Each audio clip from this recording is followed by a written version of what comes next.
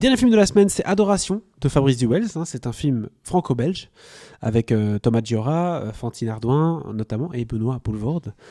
Je veux dire, Thomas, c'est quelqu'un qu'on a vu notamment au cinéma il n'y a pas très longtemps.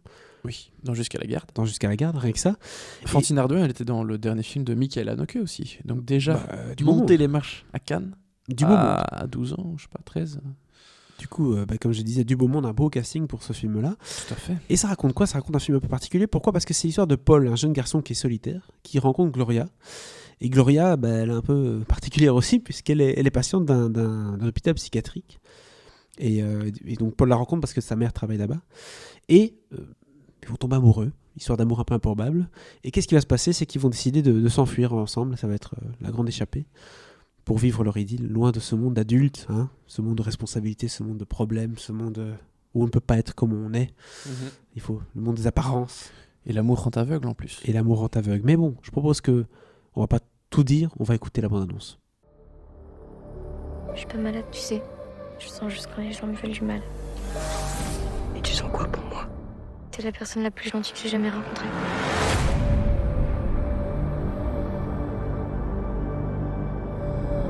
Tu crois en Dieu ? Je sais pas. Tu crois en quoi ? Tu crois en elle ? Tu me quitteras jamais ? Non, jamais. Alors je t'aimerai toujours.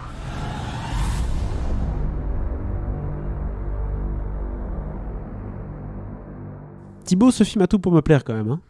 Parce qu'il y a le côté romantique. Moi, vous savez, j'aime bien les films romantiques. Mais il y a le côté, on va pas se faire rattraper par les adultes. C'est pas coup de foudre de Tigny là, je tiens à te le dire quand même. S'il n'y a pas eu Grant qui fait des petites blagues. Non. Hugh n'est pas là. Oh merde. C'est pas grave. On va quand même apprécier.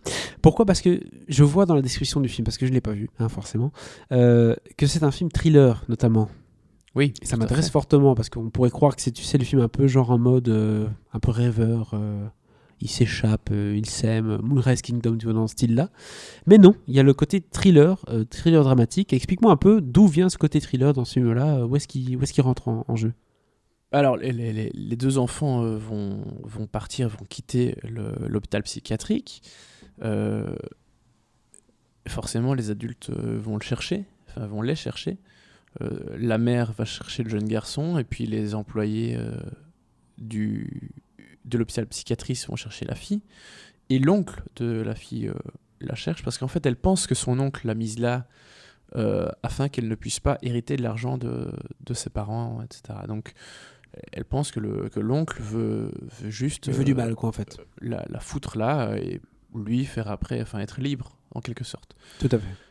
Laisse-moi deviner, l'oncle est joué par Benoît Poelvoorde. Non, par Laurent Lucas. D'accord. Évidemment, c'est lui qui est la vraie liaison, si je puis dire, de cette trilogie ardennaise de Fabrice Duwels, parce que, pour rappel, ceci est le 3e volet de cette trilogie ardennaise qui n'est pas une vraie trilogie, il n'y a pas de suite entre chaque film. C'est un peu comme la trilogie Cornetto de Edgar Wright. Exactement, c'est exactement ça. Donc, trilogie qui était composée de Calvaire en 2004, et puis Alléluia en 2014, et maintenant Adoration. 6 ans plus tard, boum. Et oui.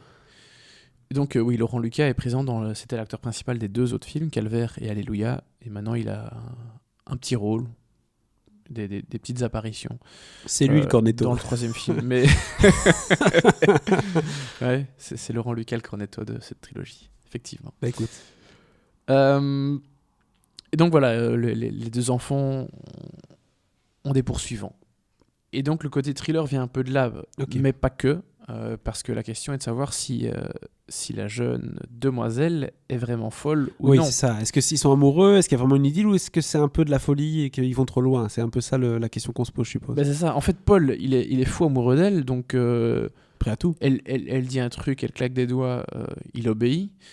Il a pas vraiment grand-chose à dire parce qu'elle a une très très forte personnalité, et donc lui, il s'efface. Oui. Et comme il est amoureux, voilà, il fait...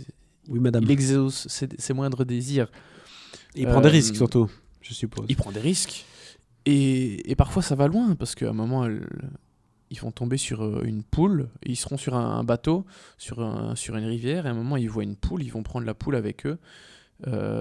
Et elle pense que la poule, en fait, a été envoyée par par son oncle, qu'il y a une caméra ou un micro, je sais plus exactement. Enfin, soit ça va loin. Donc, est-elle folle ou pas, telle est la question. La question que Paul va devoir se poser, mais est-ce qu'il se la pose réellement? Enfin, bref. Est-ce qu'il est aveuglé ou pas par l'amour? C'est ça. Hein, c'est ça. C'est un peu. On est quand même pas mal dans le thriller psychologique aussi, quand même. Oui, clairement. Ça rappelle un peu ces vieux films qui avaient lieu dans des hôpitaux, des hôpitaux psychiatriques, etc. C'est pas du tout le décor principal du film. Non. Ça se passe évidemment aussi là-dedans. Mais on on est loin de ces films avec plein de docteurs, avec des seringues, et la plein fille de trucs qui un crie, peu, ils arrivent, oh mais voilà, c'est là. Non, on n'est pas du tout là-dedans. Fabrice Duel casse un peu les codes à ce niveau-là et j'ai trouvé ça assez intéressant. Mais voilà, il y a un peu de ça, il y a un peu de ces influences thriller psychologiques. Et surtout, c'est une espèce de grand film d'aventure, si je puis dire. Road movie. Sauf que oui, c'est ça, de road movie, sauf que voilà, le cadre est un peu moins joyeux que juste on part à l'aventure, on est deux jeunes enfants et voilà. Oui, il n'y a pas le côté Wes Anderson comme je disais tantôt. Non, c'est pas Moonrise Kingdom. C'est ça. Hein non, c'est pas ça du tout.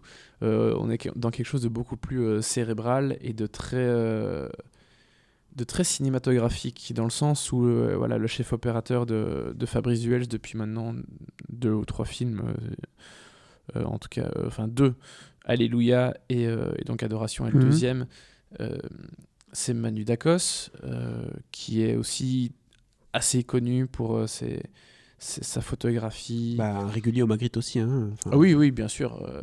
Des photographies assez léchées en général, mais aussi avec pas mal de couleurs. Donc c'est notamment le chef opérateur de KTF Orzani, donc voilà, des gens qui font du giallo, donc forcément quelque chose de très, très graphique. Fabrice Duels adore la pellicule, il déteste le numérique. Oui. D'ailleurs, ce sera assez intéressant un jour de vraiment avoir une vraie discussion sur ce débat argentique numérique, éternel, parce que oui. je pense qu'il y a quand même de très très bons artisans du numérique.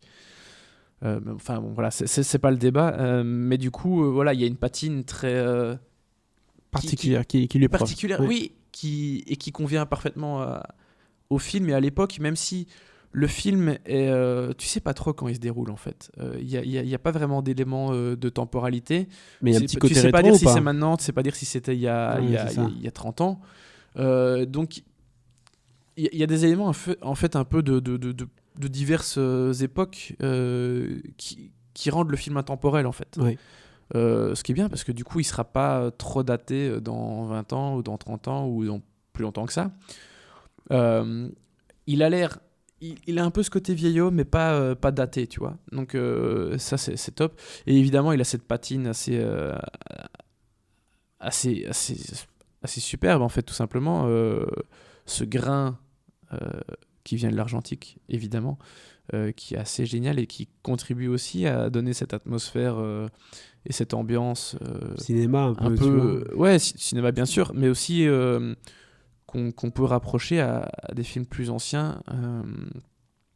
Du coup, voilà, de par certains artifices, certains outils, il date un peu le film, mais en tant que tel, tu peux pas vraiment le classer ou ou dire voilà, le c'est dater. 2012 ou je sais pas quoi. Donc voilà, je trouve ça assez astucieux de jouer avec ça, parce que c'est important de faire en sorte qu'un film ne vieillisse pas mal plus tard. Surtout quand il y a, comme tu dis, une histoire qui ne parle absolument pas de quelque chose de réel. Je veux dire, on n'est pas en train de parler de la crise politique en Belgique ou des trucs comme ça. On est vraiment dans une histoire intemporelle quand on peut raconter cette histoire-là dans 20 ans. Bien sûr. Donc c'est très important que ce film justement reste et puisse être vu dans quelques années encore. Ouais. Les comédiens sont fantastiques. Bon, on sait déjà que Thomas Juria, il a fait qu'un film avant ça, hein, c'est Jusqu'à la garde. Il est génial dedans. Et quel film ? Je pense que tout le monde s'est accordé pour le dire. Fantine Ardouin aussi, elle était très très bien dans le film de Michael Haneke. C'était déjà pas son premier film, hein, mais elle en avait fait, elle avait fait des épisodes de séries télé, dans Engrenage notamment. Elle était dans Aladdin. Non. La version française avec Ah oui, Kev Adams, d'accord. hein. J'ai eu peur. Ouais, Ouais, ouais, dit non, Will Smith. Elle a fait quelques petits trucs, quelques courts-métrages depuis, etc. Mais voilà, c'est surtout dans le film de Michael Haneke qu'elle a été révélée, puis dans Ennemi Public, etc. Mais voilà. Et donc, avec ces deux comédiens, il est arrivé à faire fonctionner son duo de façon optimale. Parce que, alors déjà, Thomas Gioria est génial parce qu'il doit jouer ce type un peu neuneux qui fait oui, oui, oui, Oui, hein, oui chérie. sans trop se poser de questions. Mhm. Il s'en pose quand même de temps en temps, tu vois, mais voilà, c'est déjà pas évident de jouer ce genre de Le rôle. mec aveuglé, quoi. Ouais, c'est ça. Ouais, mais je trouve que c'est Fantine Ardouin qui a le rôle le plus compliqué parce que elle peut passer d'un moment très calme à de la folie pure en un instant. Ouais. Et ça, c'est extrêmement compliqué à jouer. Donc, Sans surjouer, bien sûr. voilà, c'est ça. Ça, c'est plus Parce dur. qu'à nouveau, c'est ce que je disais en début d'émission, j'ai du mal avec l'hystérie au cinéma. C'est quelque chose de très difficile à moi déjà à supporter, mais surtout à jouer en tant que comédien. Et bah là, Fantine Ardouin, elle y arrive parfaitement bien. Donc c'est assez génial et remarquable d'arriver à un résultat pareil.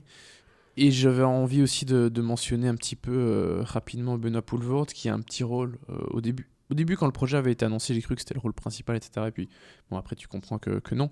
Mais il a un petit rôle. Mais alors, quel rôle il joue un gars qui vit limite en ermite dans la campagne, fasciné par des grues, les oiseaux, hein, pas les machines.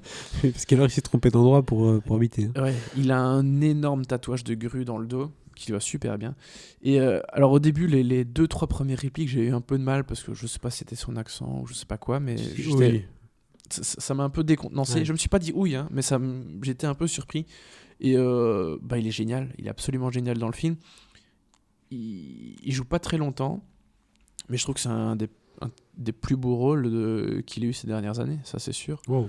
Parce qu'il est touchant, il est dans la sincérité. Il est juste, quoi. Oui. Ouais, vraiment très très bien. Et c'est cool de le voir faire autre chose que de la blague et ce genre de trucs, quoi. Ou le mec sévère.